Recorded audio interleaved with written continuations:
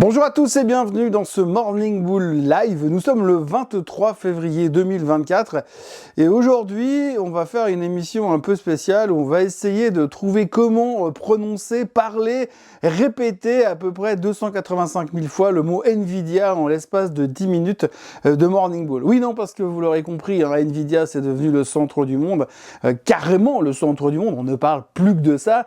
S'il y a un titre à avoir dans les portefeuilles, c'est Nvidia. Si vous n'avez pas de Nvidia dans votre portefeuille, vous n'êtes plus personne. Bref, c'est une révolution que même Steve Jobs n'aurait pas osé imaginer. Alors la révolution de l'intelligence artificielle, mais aussi la révolution de Nvidia en elle-même, puisque cette compagnie, à elle toute seule, en l'espace de quelques mois, de même quelques années, elle a complètement changé le paysage boursier. Et hier, c'était même pire, puisqu'on a parlé que de ça, et c'est même elle qui a été capable de faire monter le CAC, le DAX, les indices principaux dans le monde entier, juste à cause de ces chiffres de un trimestre, de 3 mois, juste à cause de ce résultat faramineux, soit 10% de plus sur les revenus, c'était exceptionnel, ils ont battu toutes les attentes, c'était exceptionnel, bien sûr, mais ils ont réussi à faire monter le monde entier. Alors que j'ai bien vérifié ce matin, j'ai pas trouvé beaucoup de titres qui font de l'intelligence artificielle à l'intérieur du CAC 40 ou à l'intérieur du DAX.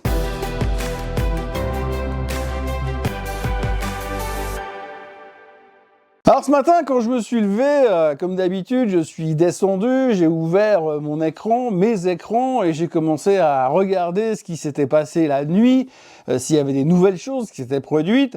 J'ai commencé à faire le tour des médias financiers américains principalement, pour me rendre compte que finalement, sur la plupart des sites que je regarde tous les matins, eh bien, il y avait partout Nvidia, Nvidia, Nvidia, Nvidia, Nvidia, Nvidia. On ne parle que de ça, uniquement de ça, sous toutes ses formes, bien sûr du côté positif, hein, puisque personne, mais absolument personne ne remet en question la qualité des résultats, la performance de la société, le fait que cette boîte va changer le monde pour les siècles et des siècles, amen. Bref, il n'y a que ça partout, que les résultats fantastiques. Et puis à côté de ça, bien sûr, on continue de partir à la pêche pour trouver les nouvelles sociétés qui vont révolutionner le monde de l'intelligence artificielle, puisqu'aujourd'hui, le reste des secteurs, on s'en contrefout, la value, on s'en fout, les titres défensifs, on s'en fout, la pharma n'a aucun intérêt.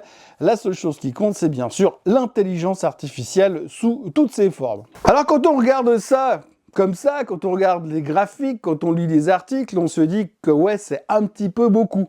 C'est un petit peu beaucoup parce que en général, quand on commence à faire une obsession de la même chose, unique chose qui peut faire ou ne pas faire monter les marchés boursiers, c'est jamais une très très bonne nouvelle. Enfin moi, ça fait quelques années que je suis là, et je me rappelle qu'en l'an 2000, quand on a commencé à acheter tout et n'importe quoi avec des prétextes divers et variés comme quoi c'était une révolution, qu'Internet c'était génial, et puis qu'acheter des chaussettes sur Internet ou acheter des petits pois sur Internet, ça allait nous changer la vie, et qu'on a valorisé des boîtes à des prix complètement débiles, parce qu'éventuellement, peut-être un jour, ils feraient du fric, eh bien c'est là que ça a commencé à partir en suzette. Tout ça pour dire que finalement, on est dans une situation complètement ahurissante aujourd'hui, spectaculaire, soit magnifique quand on regarde les résultats bruts. On ne va même pas parler de valorisation parce qu'on ne peut pas calculer une valorisation sur quelque chose qui n'existait pas il y a 2 ans ou 3 ans en arrière. C'est un autre monde. Vous avez les hyper bullish. D'ailleurs, il n'y a que des hyper bullish puisque hier, on a passé la moitié de la journée à dire Nvidia, c'est génial. Nvidia, faut en acheter. Nvidia, faut monter le price target. D'ailleurs, c'était assez impressionnant puisque le titre a pris 16,4% durant la séance et encore 2% après la séance. Pourtant, il n'y a pas eu de nouvelles. On avait l'impression que les gars qui ont acheté pendant toute la séance, ah, j'en ai pas acheté assez, puis je peux pas attendre jusqu'à demain matin, alors je rachète encore after close. Bref, le titre a littéralement explosé, bien sûr, il est au plus haut de tous les temps, bien sûr, il a emmené le marché avec lui, tous les marchés. Comme je le disais avant, c'est complètement ahurissant parce que vous avez l'impression que parce que Nvidia a fait des superbes chiffres, et bien tout le reste des secteurs dans le monde entier, le DAX, le CAC, le SMI, vont faire des super profits parce que Nvidia c'est génial. Il y a une espèce d'emballement qui peut toujours faire un tout petit peu peur, bien sûr. Mais en même temps, on nous dit toujours qu'il ne faut pas pisser contre le vent parce que sinon on aura les chaussures mouillées. Donc résultat, eh bien, il n'y a qu'à suivre la tendance et continuer à laisser monter le marché en voyant si un jour, peut-être, potentiellement, il va se calmer. Le S&P 500 a terminé sa journée à 5090 et des poussières. On est quasiment à 5100. Il reste plus que 300 points pour atteindre le plus haut target attendu en 2024. Enfin, sur ce que nous ont annoncé les analystes et les stratégistes. Je ne serais pas étonné que dans les semaines qui viennent, on ait déjà des révisions à la hausse et que les mecs nous disent non mais moi je verrais plutôt 5006, 5007. Je pense qu'on va en entendre parler, je pense qu'on va avoir droit à un 6000 d'ici la fin de l'année, parce que quand vous regardez ce qui s'est passé en dehors de Nvidia, on est reparti de nouveau dans une espèce de folie euphorique absolument hallucinante. Alors la grande question qu'il faut se poser, c'est où est-ce qu'on est par rapport à ce fameux graphique? Est-ce qu'on est dans la période où on est encore en pleine euphorie et puis qu'on va encore monter plus haut, faire les derniers bouts avant de se péter la figure? Ou est-ce qu'on est juste au début du mouvement? Eh bien on connaît ce fameux graphique qui représente la psychologie de l'investisseur. C'est jamais trop où on en est, mais quelque part dans la pente verticale. Je le pense en tout cas à mon humble opinion. Mais ce qu'il faut surtout retenir, c'est que cette verticalité, cette accélération euphorique peut souvent durer très très longtemps. Et pendant longtemps, on peut dire ça peut pas continuer, ça peut pas continuer. Puis finalement, quand on se dit ah bah finalement ça continue, bah, généralement c'est là que ça s'arrête. Mais en tous les cas, on est aujourd'hui dans un marché qui s'emballe. Je reprends l'exemple des autres titres. Hier, vous avez eu Supermicro qui a pris 32% sur les chiffres de Nvidia, pas les leurs, sur les chiffres de Nvidia. Ce titre qui s'était fait démonter en fin de semaine dernière, a repris 32%. Si vous aviez le timing sur Supermicro la semaine dernière, enfin depuis 10 jours, vous pouvez arrêter de travailler, c'est bon, vous avez fait carton plein.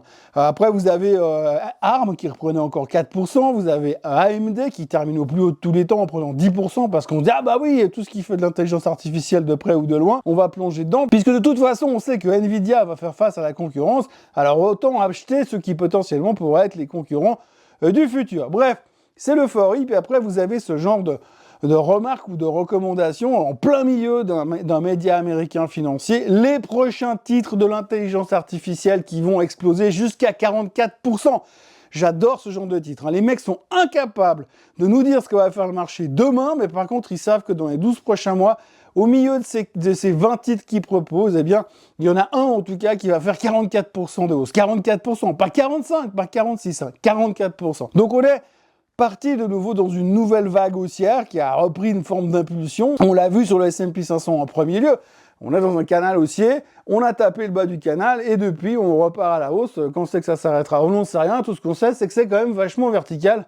Je parle même pas du Nasdaq qui a pris 3% hier au plus haut de tous les temps. Et puis à côté de ça, hier, après avoir fêté Nvidia comme il se doit, eh bien on se rend compte que finalement on n'a réglé aucun problème. Aucun problème économique n'est réglé, ça on le sait depuis un moment. Et puis on a encore eu Monsieur Waller de la Fed qui a parlé, qui a dit que lui il aimerait voir plus de preuves et de garanties comme quoi l'inflation retourne à 2% avant d'envisager une baisse des taux. Donc notre baisse des taux, on est en train de la voir partir de plus en plus loin. Et c'est vrai que pour l'instant, le marché n'en a cure. Je rappelle quand même qu'on n'est pas monté jusque-là à cause de Nvidia. On est monté jusque-là à cause des taux qui allaient baisser.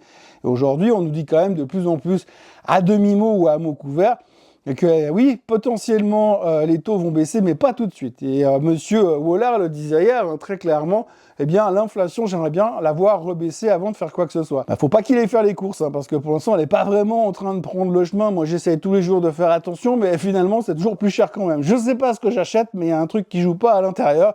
L'inflation ne baisse pas, et ça va probablement être une des grandes questions la semaine prochaine, puisqu'on va de nouveau avoir des chiffres sur la croissance économique, on va de nouveau avoir des chiffres sur l'inflation, parce que du coup, on a fini la saison des résultats. Donc, il va bien falloir s'occuper de quelque chose.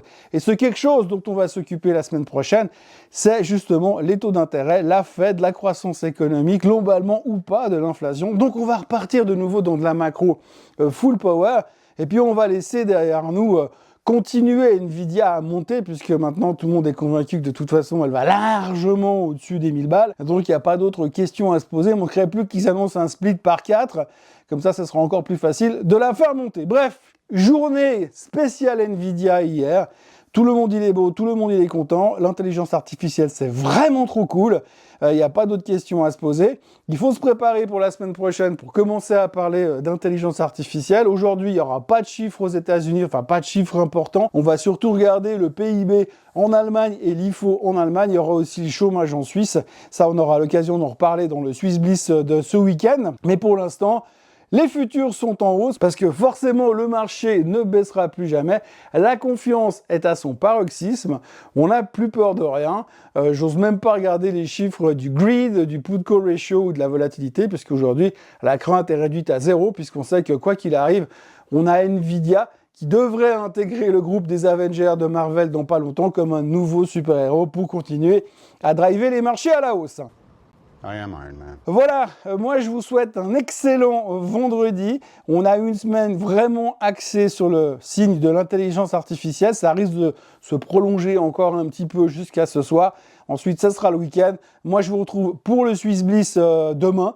D'ici là, je vous recommande de vous abonner à la chaîne Suisse Côte en français et de liker cette vidéo et de revenir me voir, si vous ne regardez pas le Swiss Bliss, de revenir me voir lundi matin pour un nouveau Morning Bull Live. Passez un excellent week-end et une très belle journée. Bye bye.